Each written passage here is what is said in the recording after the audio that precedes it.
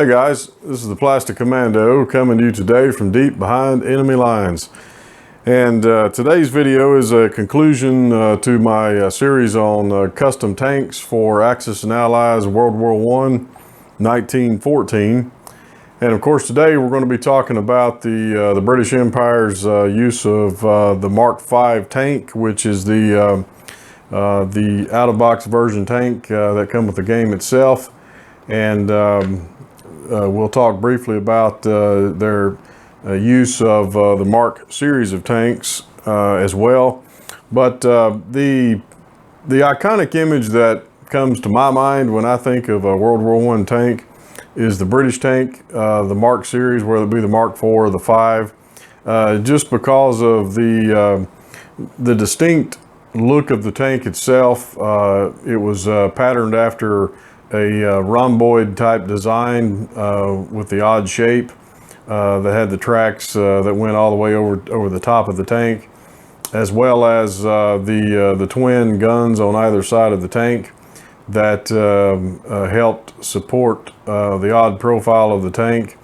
And again, not having a turret on the top, it again kept more of a lower profile to the ground, although it was a large tank. But when I think of just an iconic image of a tank for World War I, the Mark series of tanks is what comes to my mind. Similar to, I guess, if someone mentions bombers in World War II, I just think of that iconic B-17 image in my mind when I think of a heavy bomber. So the British certainly recognized the value of tanks in use of World War I. They had, along with the French, began designing their own tanks, and what came about was the Mark series of tanks, of course beginning with the Mark I, which was the very first tank that the British had utilized and developed even going back to 1915. But the British tank itself was it was a heavy tank, heavily armed. It had a 6-pounder gun on either side, basically equivalent to a 57 millimeter gun used by a lot of other powers. It also had machine guns. The Hotchkiss machine guns were utilized. And there were, in the Mark series of tanks, there were two versions, typically as a male and a female variant. The male, of course, had the guns on either side, and the female typically had machine guns only. But that really was the difference between those versions of tanks. The Mark V tank itself did see some late war success in battle. It was designed, I believe, in around 1917, but was fielded in battle in 1918. And it did receive some success in battle towards the end of the war. The Mark series of tanks were utilized by a lot of other powers as well. Of course, you may have seen in one of my previous videos with the United States introduction of tanks in World War I. They also did utilize the Mark V tank in terms of training with the tank, and then also actually fielding some Mark V tanks in battle. Of course, the U.S., they were also using the French version of the tank, the M1917, for themselves. But also Canada, the Canadian forces did use the Mark series of tanks, the Mark V tank as well.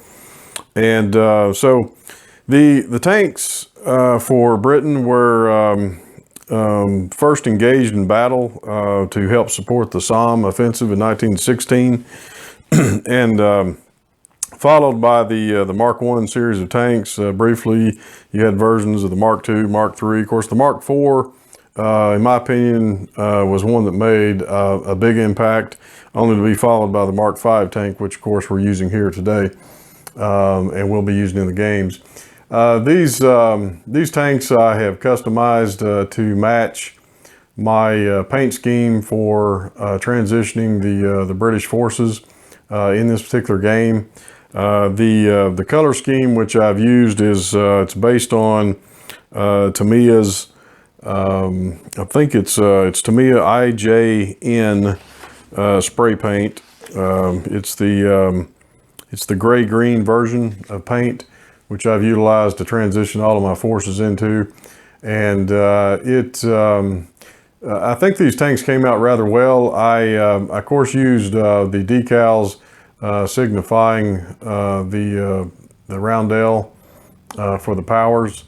This is the British Roundel that was utilized a lot in planes in World War I. Of course, we've added these to the tanks. And you'll notice as well the tricolor design on the front, which was an iconic color that you have probably seen in a lot of different pictures of tanks themselves.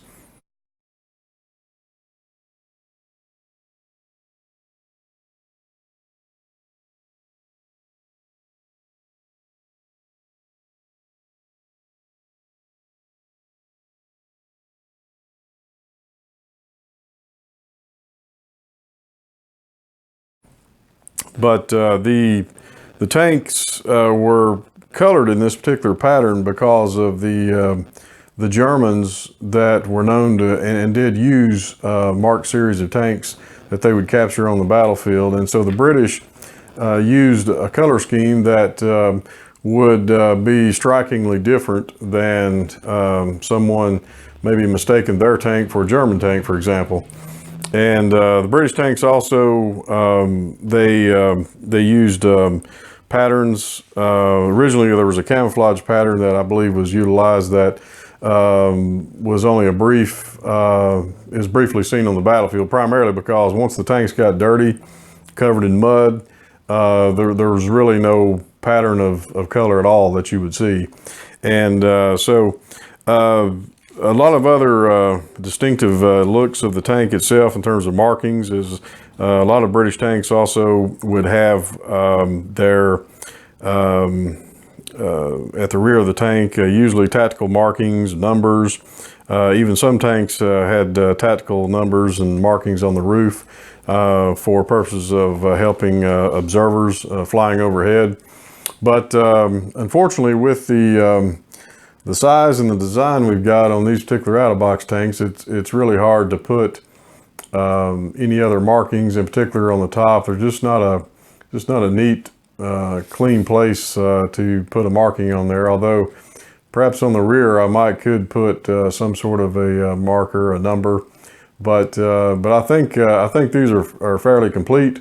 And you'll see that some of these are fairly dark. Of course, after they were painted, I weathered these with the Army Painter soft tone shade, and after those dried after a period of time, sprayed and coated with some Minwax satin to help blend some of the colors together a little bit better, and then of course finally was sealed by Army Painter matte varnish. And I think they turned out rather well. Some did come out a little bit darker than I had liked, but I guess we can just utilize that as the certainly the mud and the grime that would have been ever present on the trenches and the battlefields of the Western Front. So, but they do match fairly well with the color schemes of the British Army, which I again have transitioned to. The Mark series of tanks, the British Empire used just they had developed a lot of different tanks, and even up way past even the Mark V tank. But my understanding, toward the end of World War I, or at the conclusion of World War I rather, production really ceased on this version of a tank. There were other countries that did utilize the tanks even during the interwar period, notably the Russians.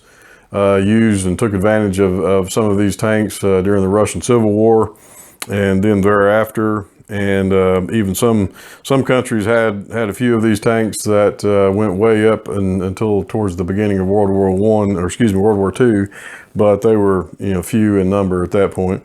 So the tanks did make a mark in history, and again, I think because of that, obviously, we've got this iconic sculpt that comes out of box, and we're going to be using that certainly within gameplay itself.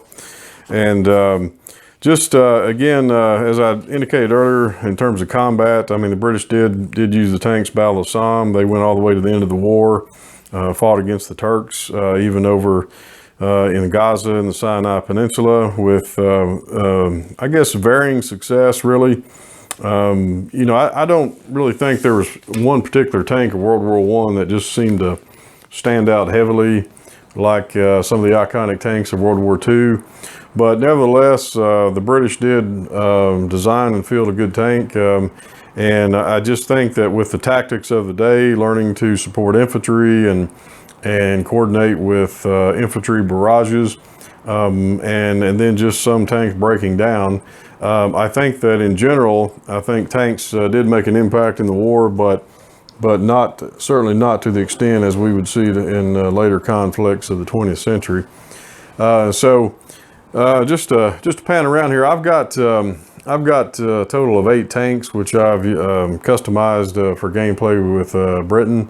Primarily, of course, as you know, we've got 2 theaters of war. We've got the English islands over here, and then of course, as we pan the camera to India, we've got India that certainly will be utilizing tanks at some point. Again, that's as a lot of you know, this is the staging point for a lot of war that takes place, and it's just a great way to get troops on the other side of the world and the other side of the theater, if you will, in taking on Turkey and even making a presence further into Eastern Europe if possible.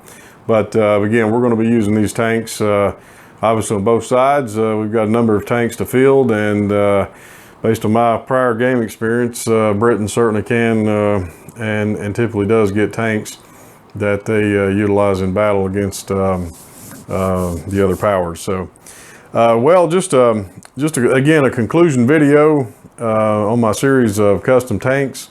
Appreciate those that have tuned in, and hope you guys have enjoyed these. Again, it's just a varying way of you know, spicing up your game pieces in the game itself. I like how these turned out. Looks like I've missed a spot on that one, or actually I think that's a decal that inadvertently came off, and I need to go ahead and touch that one up as well, looks like. But I'm pleased with how these came out. In particular, with the tricolor design, it really sets them apart from the other versions of tanks that we'll see on the game board. The color schemes are much different, and again, just pleased with how these came out. So I'll be looking forward to getting these on the game board and ultimately into a full-fledged game that we'll be posting in the near future. Also, primarily for the purpose of using my house rules, which I've worked on and developed over the last year, and have play tested some of those, and they seem to do real well. And but just trying to find someone to be interested in playing those house rules has become an issue. Obviously, it's with all of our work schedules and challenges of life, and again, just finding people that perhaps interested in taking several hours to play a board game can be difficult. But we're getting there. And I do have a potential game lined up, which we'll be posting. Not certain it'll be with the house rules. I'm hoping it will be. If we can't, I may wait and just film the one, and I may just even do a solo version game. I don't know, but we'll see. But in any event, guys, I do appreciate it. Thanks for subscribing to the channel. If you've not already, I do encourage you to do that. We'll certainly be having future videos of Axis and Allies World War I, and also I do plan at some point in the coming year, at least, to get back into my Axis and Allies Global. It's been a while since I've been able to get that out, but I've just really gotten interested into World War I, and I'm looking perhaps for a new game map, but I'm really interested also with Historical Board Gaming's version that they're coming out with of Global 1914. I'll certainly have all my pieces ready to go when that game comes out, and I'm extremely looking forward to that game map when it's ready to go. So, all right, guys, I appreciate it. Got a little long-winded on this video, but thanks for tuning in. This is the Plastic Commando, over and out.